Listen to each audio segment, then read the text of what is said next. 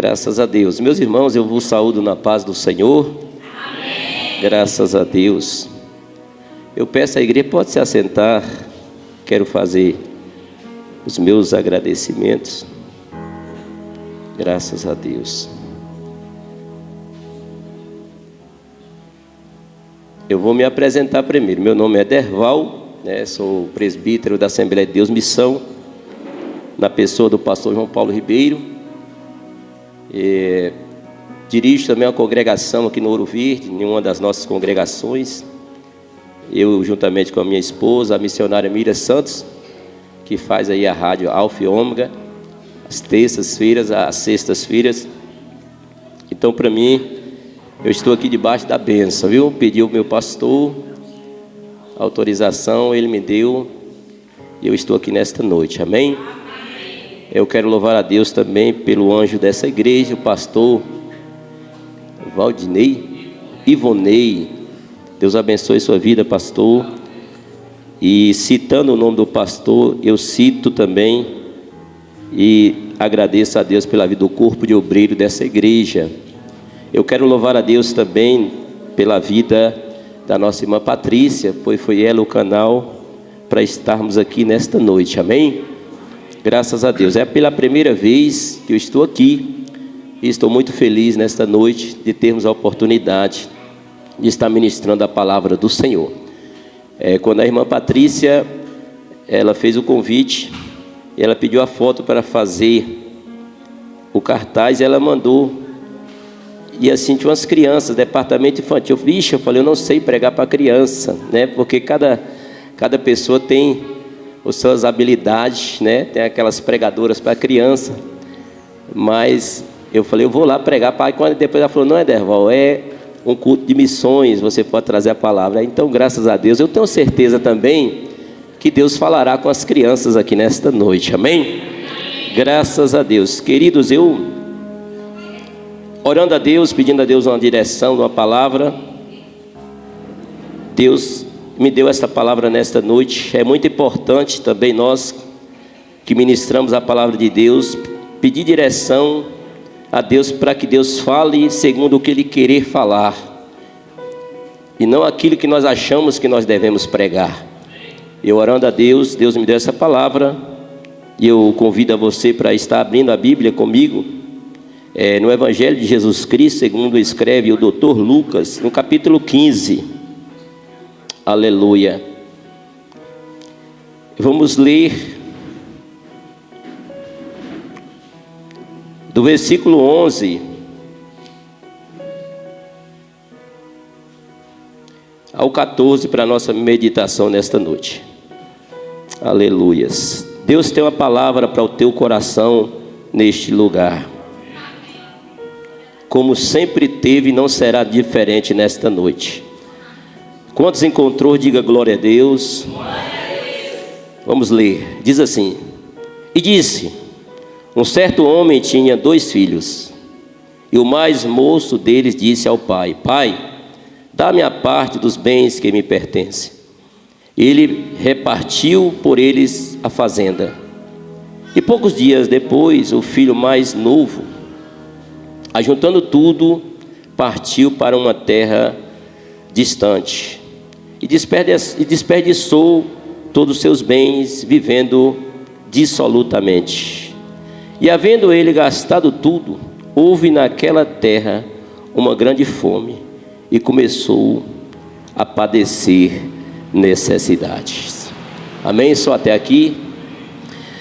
Meus irmãos, nesta noite eu quero trazer um tema para essa mensagem. As nossas decisões hoje pode comprometer o nosso futuro. Quem nasce para ser filho nunca vai concordar em ser um escravo. E nesta noite eu tenho certeza que Deus vai falar aos nossos corações. Para compreendermos essa parábola, nós vamos ver, Jesus falava muito por parábola. Parábola o significado, o nome é um ato ou uma ação que indica para outra realidade. Ou seja, uma narrativa ficcional para apresentar uma verdade. Quando a parábola não era, Jesus, quando falava que as pessoas não compreendiam e os discípulos estavam presentes, Jesus, em Marcos capítulo 4, 34, Jesus chamava, você vai ver lá, Jesus chama os discípulos em particular e explica aquela parábola. E quando ele fala dessa palavra desse filho, ele está contando uma parábola, uma narrativa ficcional para apresentar uma verdade. E essa parábola vai falar sobre 2 filhos. Mas antes de entrar nesse texto desse filho pródigo, que a palavra pródigo também, esse filho pródigo aqui, a palavra pródigo significa esbanjador, dissipador, ou seja, aquele que pega os bens que recebe e faz pouco caso dele. Pega os bens que é lhe dado e lança fora, não faz caso algum daquilo que recebeu. Mas para entendermos melhor essa parábola, nós vamos voltar nos textos anteriores e vamos ver sobre, a Bíblia vai dizer que Jesus está em um determinado lugar e tinha ali pessoas para ouvir a sua palavra. Todos reuniu publicanos, pecadores, para ouvir os seus sermões. E os escribas e fariseus, doutores da lei, se aproximam de Jesus e começam a murmurar. E Jesus, ele diz assim, os escribas dizem, olha, ele senta e come com pecadores. Aí Jesus começa agora a contar as parábolas. Ele vai contar 2 parábolas anterior a essa que nós lemos aqui. Ele vai falar assim, um certo homem tinha 100 ovelhas. E essas 100 ovelhas, dentre elas, uma delas se perdeu. E ele, deixando as 99 presas, foi para o deserto procurar aquela que se perdeu. Achando-a, coloca nos seus ombros e traz com alegria. Eu já quero abrir parênteses aqui para fazer uma aplicação desse texto.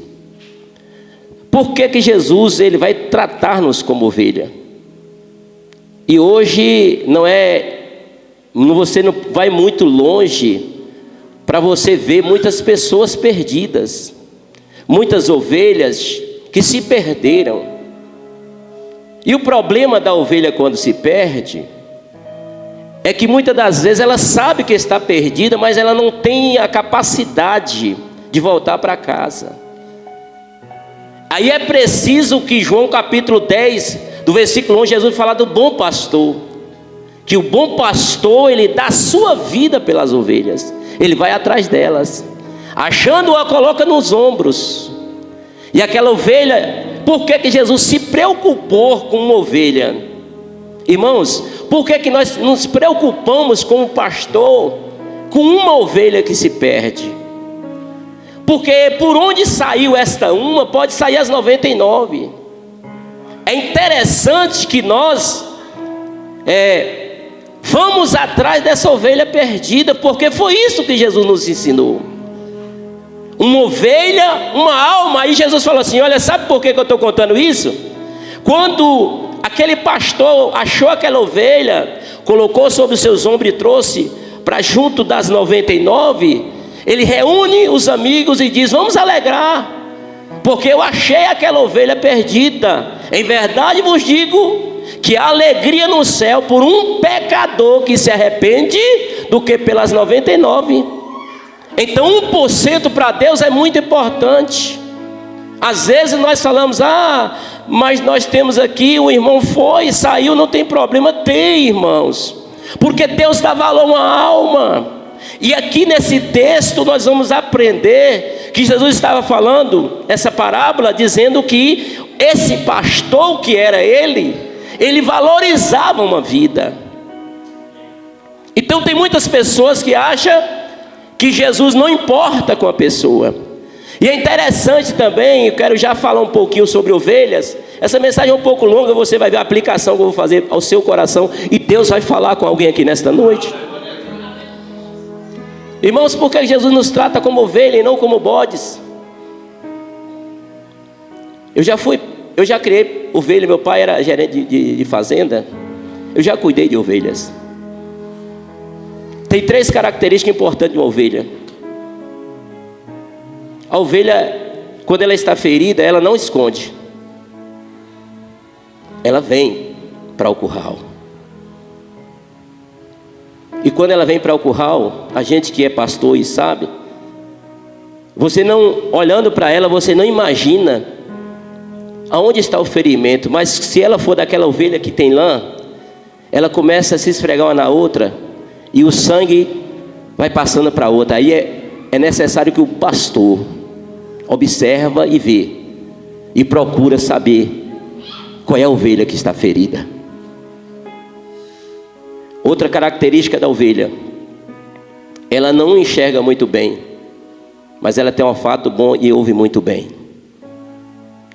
E por isso que lá no livro, em Salmos 23, Davi vai, porque ele era um pastor, ele diz: o Senhor é o meu pastor e nada me faltará. Guia-me pelas águas tranquilas, refrigera minha alma. Ainda que eu passasse pelo vale da sombra da morte, não temeria, porque o teu cajado e a tua vara me consola. O pastor usava o cajado para... Deus corrige todo aquele que ama. E o cajado é para puxar quando a ovelha vai para um lugar errado. Por isso, quando o seu pastor estiver pregando uma palavra aqui que às vezes vai doer no seu coração, é Deus corrigindo. Porque Deus, Ele não fere ninguém. As mãos de Deus não ferem, mas quando Deus fala uma palavra dura é porque Ele quer curar as nossas vidas. E aí Jesus fala sobre esta ovelha. O bode é diferente. Deixa eu falar só 3 características do bode aqui, porque eu vou entrar nesse texto. O bode... Meu pai falava: ó Ederval, quando você for atrás do bode, cuidado, tem 3 reações que o bode pode acontecer com você. Primeiro, ou ele vai fugir, ou ele te enfrenta, ou quando você chega lá ele está morto. Quando a pessoa deixa de ser ovelha e o pastor vai atrás, ou ele foge para não ouvir a palavra, ou ele te enfrenta, ou chega lá, não tem mais como você pregar, porque ele já morreu espiritualmente. Mas eu estou aqui nesta noite pregando para uma igreja onde tem ovelhas curadas, saradas. E Deus nesta noite vai passar um bálsamo no teu coração neste lugar. Jesus continua falando aqui sobre as parábolas. Ele diz assim: certa mulher tinha 10 dracmas e perdê-la uma dentro da casa. E ao perder aquela dracma, ela ligeiramente procura, acende a luz, varre os 4 cantos e procura aquela dracma perdida. Aí eu já abro parênteses para dizer: aquela dracma estava perdida. Ela era equivalente a um denário, que era um dia de serviço de um trabalhador romano, valia muito. E quando aquela dracma perde, aquela mulher entendeu. E Jesus está dizendo: ó, são valores perdidos dentro da casa. Escute o que Deus está falando. Tem pessoas que têm muito valor, mas às vezes ele está perdido, valores perdidos dentro da casa. Então nesta noite, que você valorize os dons que Deus te deu, a riqueza que Deus colocou em você. Porque tem muitos, né, que hoje não valoriza mais. Foi cantado aqui nesta noite, eu estava observando o irmão falar aqui, né, que nós temos que valorizar, que nós temos que dar valor. E muitos já estão dentro da casa, e muitas das vezes valores perdidos dentro de casa. Deus quer reatar esses valores nesta noite. Deus quer te honrar aqui nesta noite. Deus quer trazer de volta aquilo que Ele prometeu para a sua vida. Deus manda eu falar para você nesta noite que você não é aquilo que alguém diz que você é. Você é aquilo que Deus diz que você é. O que Deus pensa de você e não as pessoas. Então você tem valor no reino de Deus. Aí Jesus fala aqui para aquela mulher, para aquele moço, fariseus e escribas, dizendo: olha, por isso vos digo que é melhor quando um pecador se arrepende, a festa nos céus, os anjos de Deus festejam quando um pecador volta para o reino de Deus. Aí Jesus agora vai entrar nessa parábola. Aqui é interessante esse texto, porque nós vamos ver 2 filhos e 2 decisões tomadas. O filho que resolveu ficar em casa, e aquele filho que chegou ao seu pai, pegou os seus bens, pediu na verdade, que não era de direito, pois ele era o mais novo, ele não tinha direito de herança, não valorizando os bens que tinha dentro da sua casa, não valorizando o seu pai, porque ele não podia pedir os seus bens aos seus pais, ainda o pai vivo, e ele exige que o pai divida com ele os seus bens. Ele pega tudo que tem, o pai, tudo bem, se você quiser ir, meu filho, vá, eu não vou te impedir você ficar. Olha o que Deus está falando aqui, irmãos, nessa parábola. Quando o filho exigiu sair, tomando uma decisão que iria comprometer o seu futuro, Deus não prendeu. Escute, você não pode segurar ninguém que não quer ficar. Nós não estamos aqui adorando a Deus amarrado nas cadeiras. Ninguém está preso nessas cadeiras para dar um glória a Deus. Quando nós decidimos e queremos pegar os bens que temos e queremos ir, nós vamos, mas as consequências vêm. Aquele moço pediu a sua fazenda e pediu para ir. O pai falou: pronto, você quer ir, vá. Não podemos prender ninguém que não quer ficar. Nós estamos aqui na casa do Senhor, não com algemas nesses bancos. Quando eu falo isso lá na igreja, irmão, o culto depende de como nós estamos nos comportando nele. É como nós vamos receber o culto, é como nós vamos sair. E nesta noite, Deus te trouxe, você foi plantado aqui. E é muito interessante nós entendermos, e você sabe disso, que não foi nós que escolhemos a Deus, mas Deus nos escolheu e nos colocou e nos plantou na sua casa para adorar. Aquele moço pega os seus bens e sai. Se você olhar aqui, irmãos, ele não podia sair com a fazenda. A simbologia desses bens aqui era tudo aquilo que nós temos na casa do Pai. Você tem na casa do Pai riquezas inefáveis, incomparáveis. Você tem paz, você tem alegria, você tem proteção de Deus, você tem riquezas, que não é essas riquezas que ficam aqui. Você tem esperança de vida eterna. São as riquezas que filhos têm na casa do Pai. E aquele moço pegou tudo o que ele tinha e saiu. E quando ele saiu, ficou aquele filho mais velho. E talvez aquele filho mais velho reclama, dizendo: meu pai não me deu, não dividiu comigo e não me deu o meu agora. Aquele filho mais velho ficou. Irmãos, nesses últimos dias, o que nós vemos de pessoas saindo por essas portas, pegando tudo que tem, todas as riquezas que tem no reino de Deus, e saindo.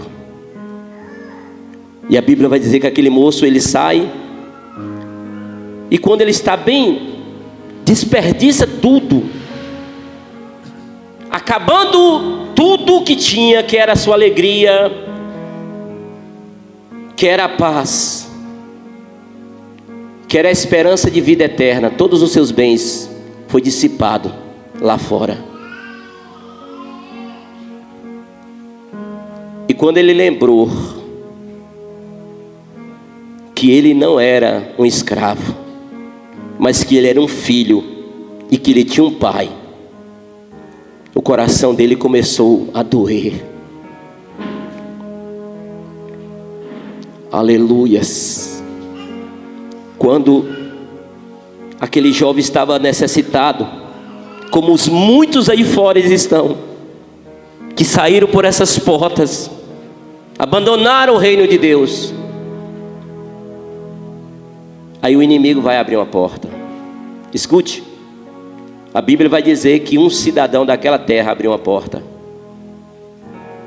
Ele foi mexer com porcos.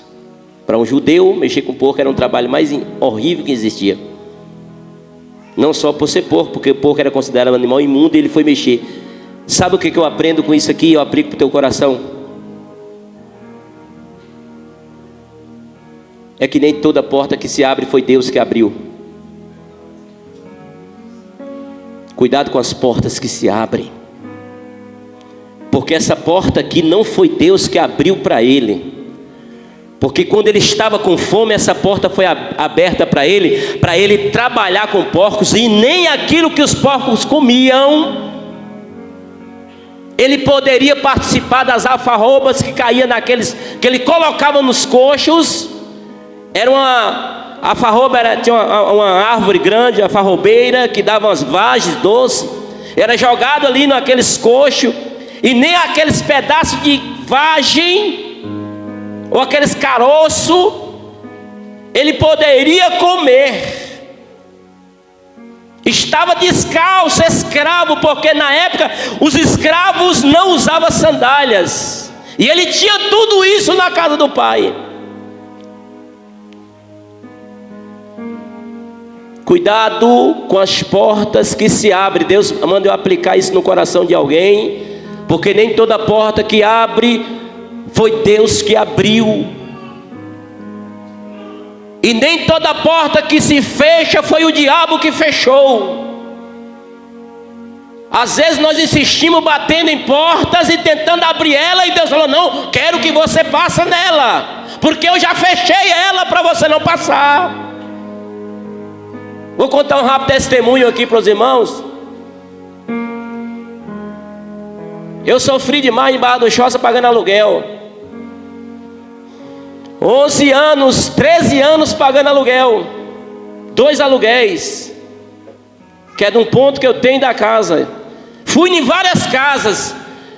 Fui em casa desesperado, eu tinha uma casa de Conquista, e fui em várias casas para tentar arrumar, trocar e tal. Arrumar uma casinha com um combinho pequeno. Eu queria entrar e Deus falava não. E eu ficava desesperado, triste.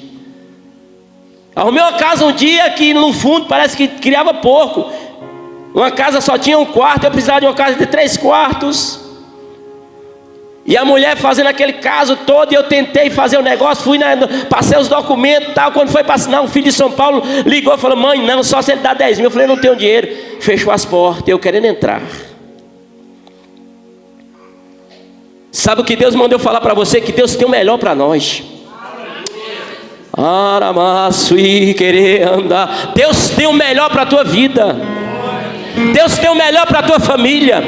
Deus tem o melhor para a tua história. Deus tem o melhor para a tua casa.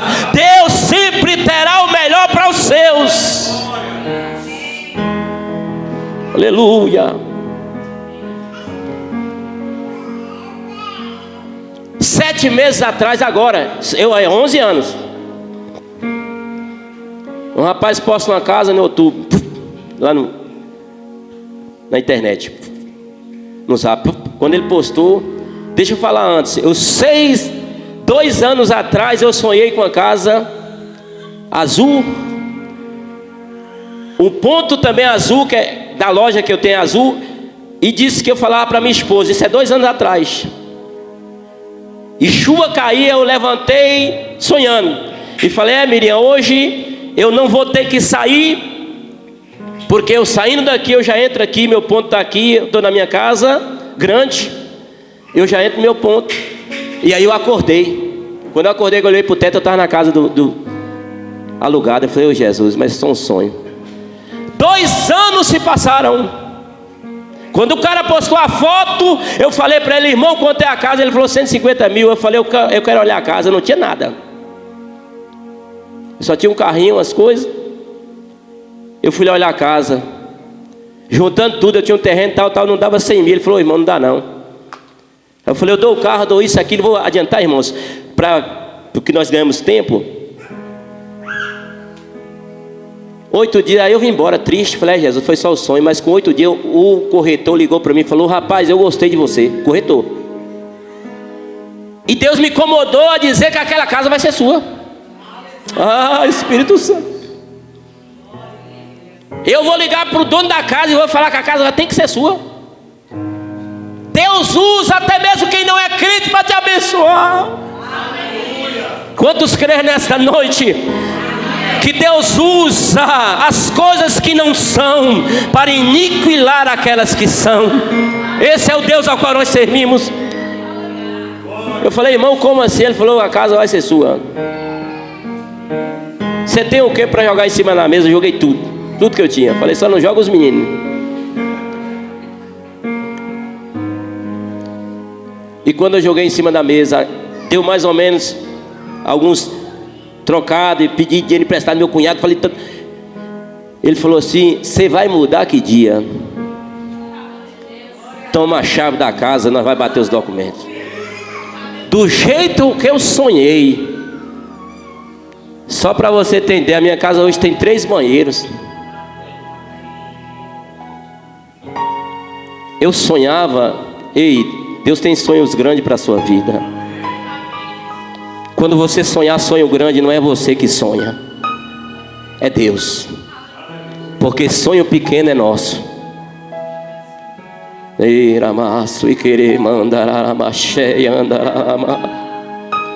Quando nós sonhamos limitado, é os nossos sonhos.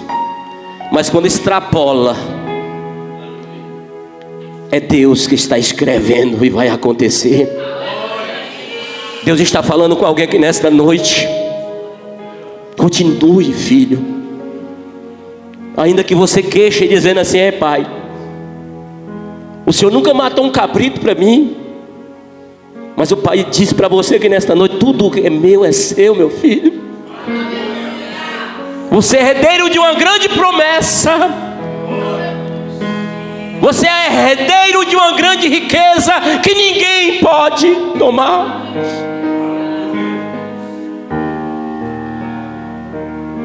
Aquele filho estava ali e ele lembrou. Quando ele baixou para tentar pegar aquelas alfarrobeiras ali, as vagens não deram para ele. Ele lembrou, ele falou, epa, caindo em si, ele lembra. Traz a memória de que ele não é um escravo, ele era um filho. E um filho herdeiro de uma promessa. E um filho que não tinha qualquer pai. Era riquíssimo. Alguém está entendendo o que Deus está falando? Ele lembrou que lá onde ele estava não era o lugar dele. Ele era filho. E ele precisava urgentemente voltar para a casa do seu pai. E a Bíblia diz que ele, tornando em si, uma coisa que Deus falou muito ao meu coração, é que a primeira coisa que o inimigo tira de nós é a sensibilidade de ouvir a voz de Deus. Enquanto estamos errando, então quando estamos fazendo coisas erradas, a sensibilidade é tirada, porque a Bíblia diz que ele tornou em si. Isso quer dizer que a sensibilidade foi tirada, mas quando ele lembrou, aí ele disse, ei, quantos jornaleiros de meu pai tem pão em abundância, eu aqui pereço de fome. Levantar-me-ei, irei ter com o meu pai. Talvez eu estou pregando para alguém aqui nesta noite que está curvado diante de um problema. Levantar-me-ei, se coloque de pé. Eu não estou falando desse lado físico, porque muitas das vezes nós estamos de pé, o físico, mas o nosso interior está prostrado. Quando fala se coloca de pé, é levantar, tomar uma posição. E Deus está falando com alguém aqui nesta noite. Levanta mais uma vez. Diga para Deus: faz de novo, Deus. Se você era pregador da palavra, continue lendo a Bíblia. Se você pegava o microfone para adorar, louvar a Deus, continue fazendo isso. Levanta nessa noite como herdeiro de uma grande promessa, porque você não é qualquer um.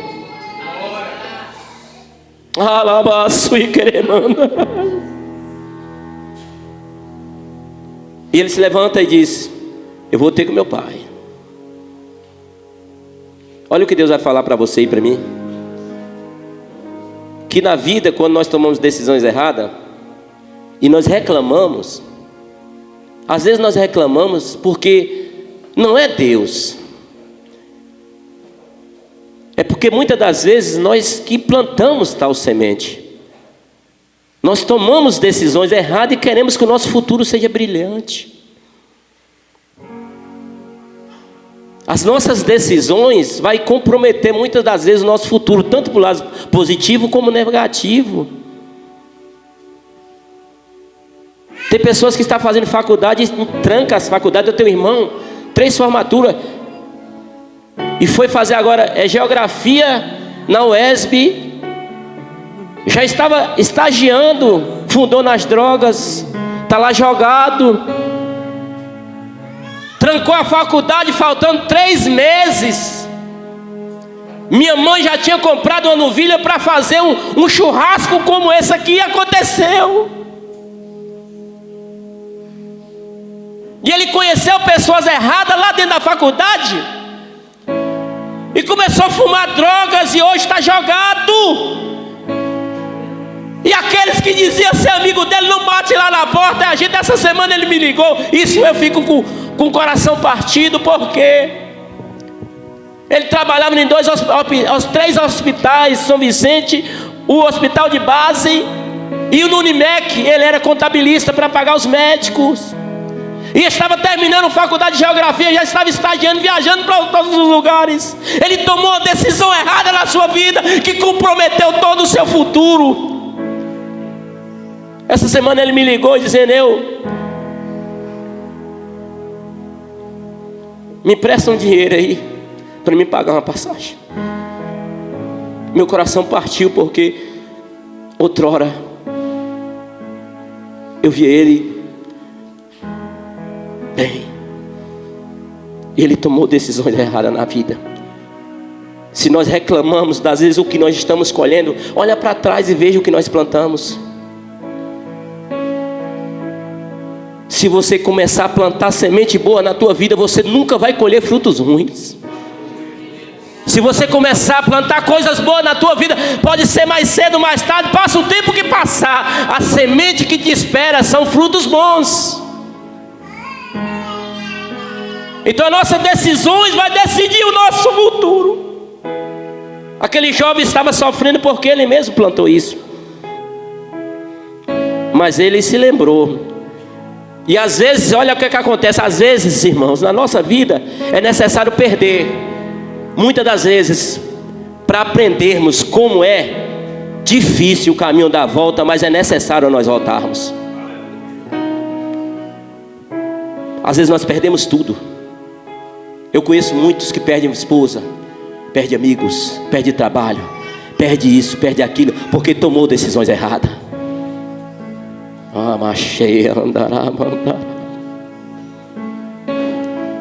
Perde até mesmo a vida. Esse que vos prega aqui nesta noite tem um filho, vivia na igreja comigo, cantava no grupo Ovelhinha de Cristo. Com 12 anos de idade foi para o mundo das drogas, se filtrou nas drogas. Eu pregava, eu falava, abandonou a casa do pai com 16 anos. Se vocês verem o que esse rapaz passou, é interessante quando Deus tem plano de retorno, mas tem muitos que vai e não volta. Nunca pense.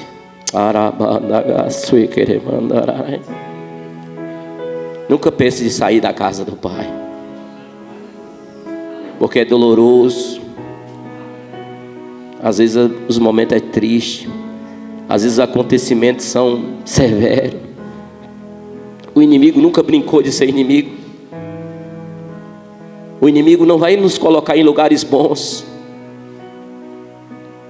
O inimigo não vai nos colocar em lugares bons, porque aquele cidadão estava no lugar onde ele não queria estar. Jamais o pai colocaria um filho numa situação daquela.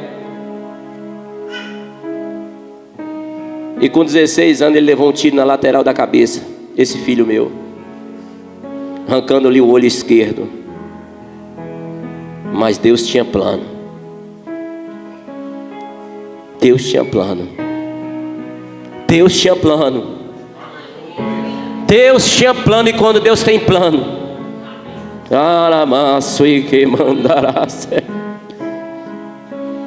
a sepultura foi fechada. Ele foi para Guajera, em Salvador. Ele fez um hino, hoje é crente, diácono da igreja, é pregador e cantor da casa do Senhor. Ele fez um hino, que o hino é assim, ó: porque o que eu perdi me fez ganhar o que eu não tinha. Perdi visão para o crime, mas ganhei visão para Deus. Perdi meu olho para o crime, mas ganhei visão para Deus. Decisões erradas. E quando aquele jovem foi, ele tomou uma posição, levantou e foi andando.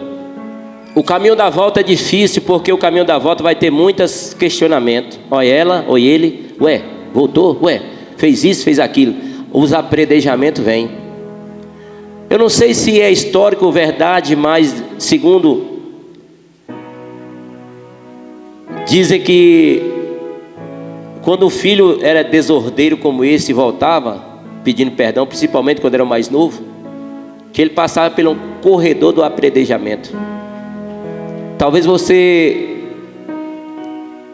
Por que, irmãos? É assim. Olha, deixa eu falar, porque Deus está mandando eu falar. Às vezes a pessoa errou, mas ele retornou.